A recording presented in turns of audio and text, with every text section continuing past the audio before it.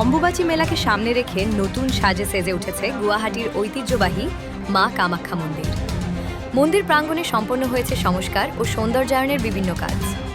নতুন রং, উন্নত অবকাঠামো এবং আকর্ষণীয় সজ্জায় এখন আরও মনোমুগ্ধকর হয়ে উঠেছে শক্তিপীঠ কামাখ্যা ধাম। আগামী 22 জুন থেকে শুরু হতে চলেছে অম্বুবাচী মেলা, যা চলবে 26 জুন পর্যন্ত।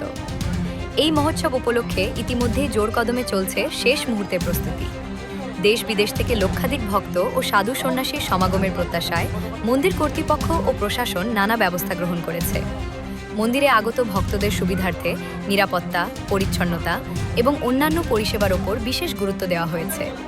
অম্বুবাচী মেলাকে কেন্দ্র করে গোটা গুয়াহাটি শহরেও উৎসবের আমেজ ছড়িয়ে পড়েছে।